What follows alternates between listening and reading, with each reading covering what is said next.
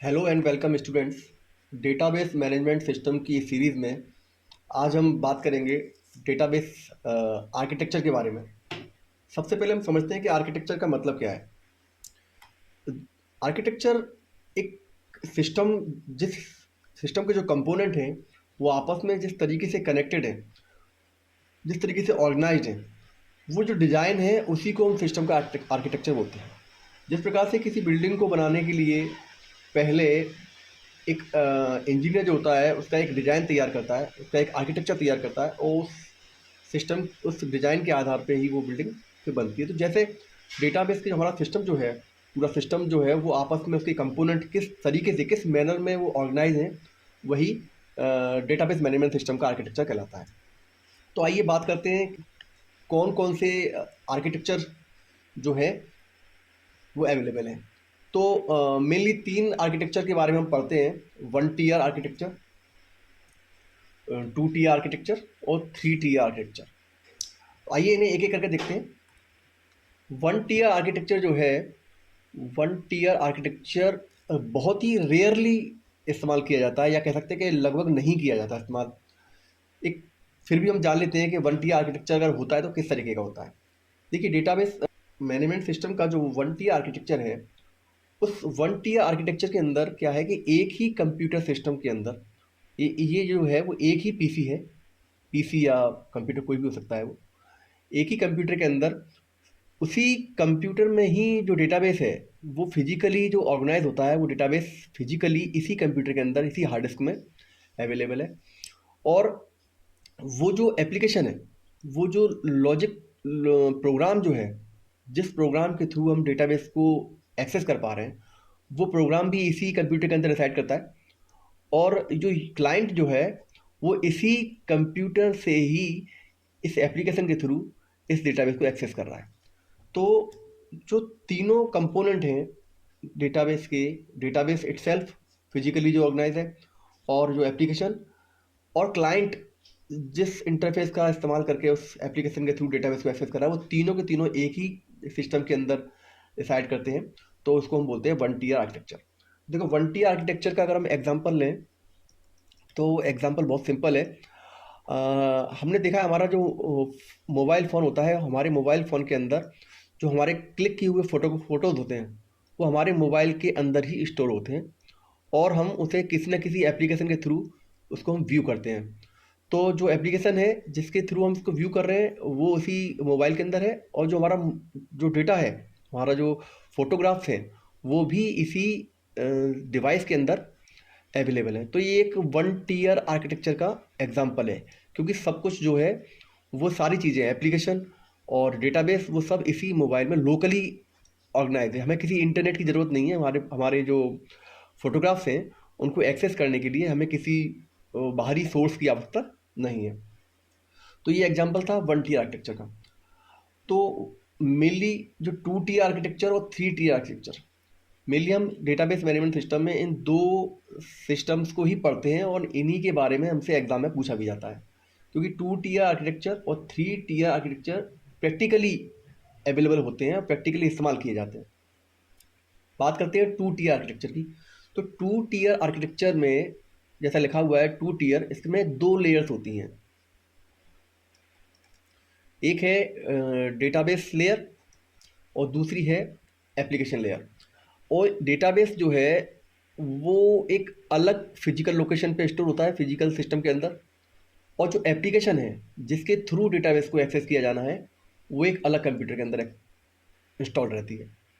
User जो है वो इंटरेक्ट करता है इस कंप्यूटर सिस्टम से जिसमें ये एप्लीकेशन है, और इस एप्लीकेशन के किसी इंटरफेस का इस्तेमाल करके वो यूज़र जो है, क्लाइंट जो है, वो डेटाबेस को एक्सेस करता है। यहाँ डेटाबेस जो है वो सर्वर की रोल में होता है, और जो ये जो सिस्टम है ये हमारा क्लाइंट के रोल में होता है। तो ये क्लाइंट सर्वर मॉडल है।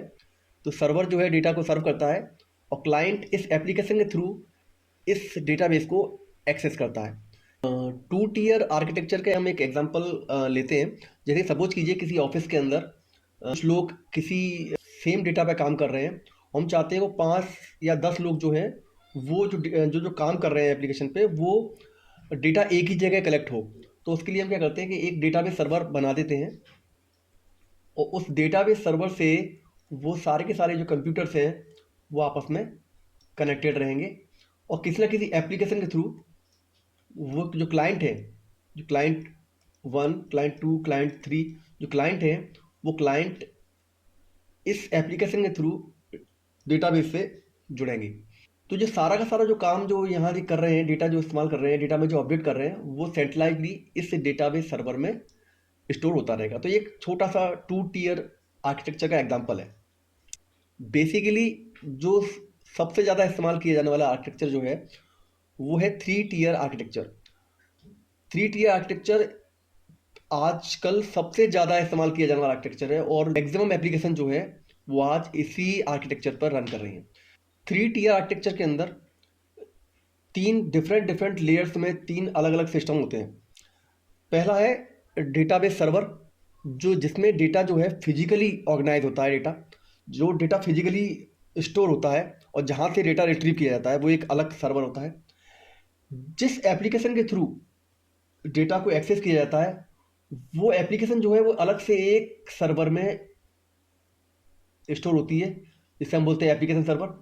और क्लाइंट के एंड पर क्लाइंट के पास में कुछ भी चीज़ नहीं होती, ना तो उसके पास डेटा होता है इसके सिस्टम में, ना ही वो एप्लीकेशन इस सिस्टम में रन हो रही होती है। जो एप्लीकेशन रन हो रही है जिसके थ्रू वो जहाँ कोड लिखा हुआ है, जिसको जो कोड जो प्रोग्राम जो है डेटा को एक्सेस कर रहा है डेटाबेस से, वो कोड भी इस क्लाइंट की मशीन में नहीं है। वो एप्लीकेशन सर्वर में कोड जो है वो अवेलेबल है। क्लाइंट के पास में सिर्फ या तो एक लिंक होती है या कोई वेब एड्रेस होता है। उस वेब एड्रेस के थ्रू वो इस सर्वर से एप्लीकेशन सर्वर से जुड़ता है और एप्लीकेशन सर्वर उसको फिर जो नीडेड डेटा होता है वो डेटाबेस सर्वर से कम्युनिकेट करके और क्लाइंट को वो अवेलेबल कराता है। 3 टियर आर्किटेक्चर के एग्जाम्पल को समझना बहुत ही आसान है क्योंकि हम डे टू डे लाइफ में इस आर्किटेक्चर को बहुत इस्तेमाल कर रहे हैं। एग्जाम्पल के तौर पे जब हम अमेजोन की वेबसाइट को हम ओपन करते हैं, अमेजोन की वेबसाइट को जब हम ओपन करते हैं तो अमेजोन की लिंक को हम क्लाइंट जो है वो अपने सिस्टम में लॉग इन करता है। वो www.amazon.com.in जो भी है उसको वो एक्सेस करता है। तो जो जो यूआरएल है वो यूआरएल हमको अमेजोन के सर्वर से, जहाँ पर अमेजोन की वेबसाइट जो अमेजोन का कोड लिखा हुआ है वेब पेज का, वो कोड एप्लीकेशन सर्वर से हमें जोड़ देती है। एप्लीकेशन सर्वर से जोड़ने के बाद में हमें वो एप्लीकेशन यहाँ अपने सिस्टम में दिखाई देने लगती है कि कौन कौन से प्रोडक्ट हैं, क्या क्या डील चल रही है, उस साथ हम देख पाते हैं। लेकिन जो एप्लीकेशन सर्वर है, एप्लीकेशन सर्वर के अंदर तो सिर्फ और सिर्फ जो वेब पेज है, जो वेब एप्लीकेशन है, वो वेब एप्लीकेशन रन कर रही है। लेकिन जो डेटा है, जो अमेजोन के डेटाबेस है, वो डेटाबेस एक डिफरेंट सर्वर पर अवेलेबल होता है। अब वो यूएस में डेटाबेस सर्वर हो सकता है, वो कहीं यूरोप में हो सकता है या इंडिया में भी कहीं हो सकता है। वो सिस्टम देखता है जो नियर बाई सर्वर होता है उससे वो कनेक्ट होता है। आजकल मल्टीपल सर्वर्स का इस्तेमाल होता है। हमने पढ़ा था पहले बैकअप के डेटाबेस की रिकवरी के लिए किस तरीके से मल्टीपल सर्वर्स जो है बैकअप सर्वर इस्तेमाल किए जाते हैं। तो वो जो डेटा हम एक्सेस कर रहे हैं वो डेटा इस सर्वर के अंदर अवेलेबल है, लेकिन एप्लीकेशन जो उसको एक्सेस दे रही है, जो कोड इस डेटा को एक्सेस कर रहा है, वो इस एप्लीकेशन सर्वर के अंदर है। और यूज़र जो कि इंफॉर्मेशन को सीक कर रहा है, इंफॉर्मेशन को निकाल रहा है, वो यूज़र जो है वो इस क्लाइंट मशीन के थ्रू कनेक्ट हो रहा है। कमाल की बात यह है कि इस क्लाइंट के पास में कोई भी इंफॉर्मेशन नहीं है। क्लाइंट के पास जो सिस्टम जो कंप्यूटर जो है उसके अंदर कोई भी अमेजोन का वेब पेज, एक वेब लिंक के थ्रू वो इससे जुड़ता है और वो वेब लिंक जो है वो इस सर्वर से कनेक्ट होती है और डेटा यहाँ से एक्सेस होता है। तो इसको बोलते हैं हम 3 टियर आर्किटेक्चर। इस 3 टियर आर्किटेक्चर में क्या है, सबसे इसका बेनिफिट क्या है हम देखें एक बार। तो 2 टियर आर्किटेक्चर में क्या होता है कि डेटाबेस जो है वो डायरेक्ट अवेलेबल होता है क्लाइंट को। क्लाइंट जो है वो डायरेक्ट, क्लाइंट की मशीन जो है वो डायरेक्ट डेटाबेस सर्वर से जुड़ी होती है, या कहें कि वो आसपास ही कहीं उसी कमरे में या आसपास दूसरे कमरे में अवेलेबल होती है डेटा, यानी कि क्लाइंट को डेटाबेस का एक्सेस एक तरीके से होता है। तो इससे कहीं ना कहीं डेटाबेस की सिक्योरिटी जो है वो कॉम्प्रोमाइज़ हो सकती है। डेटाबेस जो है हमारा डायरेक्टली जुड़ा हुआ है कंप्यूटर से। लेकिन 3 टियर आर्किटेक्चर का जो सबसे बड़ा बेनिफिट है वो है उसकी सिक्योरिटी। इस क्लाइंट को केवल ये पता है कि वो अमेजोन की वेबसाइट को एक्सेस कर रहा है, लेकिन उसे इस बारे में कोई जानकारी नहीं है कि जो जो डेटा जो वो एक्सेस कर पा रहा है, वो डेटाबेस सर्वर कहाँ रखा हुआ है। डेटाबेस सर्वर उसको इवन ये भी नहीं पता कि वो जिस कॉन्टिनेंट से वो लॉगिन कर रहा है, उस कॉन्टिनेंट में भी वो डेटाबेस सर्वर है या नहीं है। तो कहने का मतलब डेटा बेस जो हमारा काफ़ी कॉस्टली और काफ़ी सिक्योर डेटा जो है, वो क्लाइंट की पहुंच से बिल्कुल दूर होता है। क्लाइंट को बिल्कुल पता नहीं होता डेटाबेस हमारा कहाँ रखा हुआ है। तो इससे हम डेटाबेस को सिक्योर कर पाते हैं। दूसरी बात है, 2 टी आर्किटेक्चर, चूंकि फिजिकली इसमें डेटाबेस जो है फिजिकली मशीन से जुड़ा होता है, डायरेक्ट कनेक्टिविटी होती है। तो उससे क्या होता है कि मैक्सिमम कितने यूज़र इस डेटाबेस से जुड़ सकते हैं उसकी भी एक लिमिट है। भाई 10, 50, 100 मैक्सिमम यूज़र से जुड़ सकते हैं। लेकिन जब हमें ऐसी कोई एप्लीकेशन बनानी है जहाँ पर कि हज़ारों या लाखों या करोड़ों यूज़र्स को एप्लीकेशन से जुड़ना है, एप्लीकेशन का इस्तेमाल करना है, तो वहाँ पे 2 टी आर्किटेक्चर जो है वो फेल हो जाएगा। 2 टी आर्किटेक्चर इतने बड़े यूज़र्स को हैंडल नहीं कर सकता। तो उसके लिए application server, web application server का इस्तेमाल किया जाता है, और 3 टी आर्किटेक्चर की हेल्प से वो मल्टीपल यूज़र को हम जोड़ पाते हैं। तो हमने देखा 2 टी आर्किटेक्चर और 3 टी आर्किटेक्चर में बेसिकली क्या अंतर है और किस तरीके से उनका डिज़ाइन काम करता है। मोटे तौर पे हम क्या डिफरेंस है एक बार हम देख लेते हैं। तो 2 टी आर्किटेक्चर और 3 टी आर्किटेक्चर में क्या डिफरेंस है। लेयर्स की बात की जाए तो जैसा नाम से स्पष्ट है, 2 टी आर्किटेक्चर, तो इसके अंदर दो मोटे तौर पे लेयर्स होती हैं। क्लाइंट की लेयर होती है जहाँ क्लाइंट जहाँ से अपना एप्लीकेशन को एक्सेस करता है, और दूसरी लेयर होती है डेटाबेस लेयर, जिससे कि डेटाबेस जहाँ पर रिसाइड करता है, डेटाबेस यहाँ पर फिजिकली स्टोर होता है। जबकि 3 टीयर आर्किटेक्चर के अंदर 3 लेयर होती है। क्लाइंट, जहाँ से क्लाइंट जो है एक्सेस करता है। एप्लीकेशन लेयर, जहाँ पर कि एप्लीकेशन रखी होती है, जो एप्लीकेशन सर्वर जो होता है, जहाँ से कोड रन करता है। और डेटाबेस लेयर, जहाँ पर कि फिजिकली डेटा स्टोर होता है। कम्युनिकेशन की बात करी जाए तो 2 टीयर आर्किटेक्चर के अंदर क्या है, डायरेक्ट कम्युनिकेशन होता है। 2 टीयर आर्किटेक्चर में डेटाबेस और क्लाइंट का डायरेक्ट फिजिकली केबल के थ्रू वो जुड़े होते हैं। जबकि 3 टीयर आर्किटेक्चर के अंदर क्या होता है कि क्लाइंट का जो डेटाबेस से जो कनेक्शन है वो डायरेक्ट नहीं होता, वो इनडायरेक्ट होता है। क्योंकि डेटाबेस और क्लाइंट के बीच में एक लेयर और काम करती है, एप्लीकेशन लेयर, जो कि क्लाइंट को डेटाबेस से अलग करती है डायरेक्ट, जिससे कि डायरेक्ट ही क्लाइंट जो है वो डेटाबेस से इंटरेक्ट ना कर पाए। दूसरी बात की जाती है स्केलेबिलिटी की। तो स्केलेबिलिटी का मतलब है कि हमारी एप्लीकेशन जो है वो कितने बड़े स्तर तक हम एप्लीकेशन को ले जा सकते हैं। तो जैसा हमने बताया था कि 2 टीयर आर्किटेक्चर जो है उसकी एक लिमिट है, उसमें हम मैक्सिमम कितने यूज़र जोड़ सकते हैं उसकी एक लिमिट है। लेकिन हम 3 टीयर आर्किटेक्चर की बात की जाए तो आजकल जितनी भी आप एप्लीकेशन देख रहे हैं, अमेजोन है, फेसबुक है, व्हाट्सअप है, वो सारी की सारी जो है वो 3 टीयर आर्किटेक्चर के आर्किटेक्चर को फॉलो करती हैं। जिसमें हमारे पास एक यूज़र के एंड पे एक लिंक होता है, जिससे हम जुड़ते हैं, और मेन एप्लीकेशन जो है वो एप्लीकेशन सर्वर पर रन करती है और डेटाबेस को जोड़ते हैं। सिक्योरिटी की बात की जाए तो सिक्योरिटी तो बहुत बड़ा इशू है, और सिक्योरिटी जो है 2 टी आर्किटेक्चर में बहुत कम होती है। क्यों कम होती है? क्योंकि क्लाइंट को डेटाबेस फिजिकली लगभग एक्सेस हो रहा होता है, तो हमारा डेटाबेस की जो सिक्योरिटी है वो कॉम्प्रोमाइज़ हो सकती है। लेकिन 3 टीयर आर्किटेक्चर में सिक्योरिटी जो है वो इससे कहीं ज़्यादा होती है, क्योंकि डेटा जो है हमारा, डेटा कॉस्टली है। एक बार अगर आपकी एप्लीकेशन क्रैश हो जाती है तो एप्लीकेशन को आप दोबारा रन कर सकते हैं, लेकिन डेटाबेस हमारा अगर क्रैश करता है तो हमारे लिए एक सिचुएशन जो है वो काफ़ी सीरियस हो सकती है।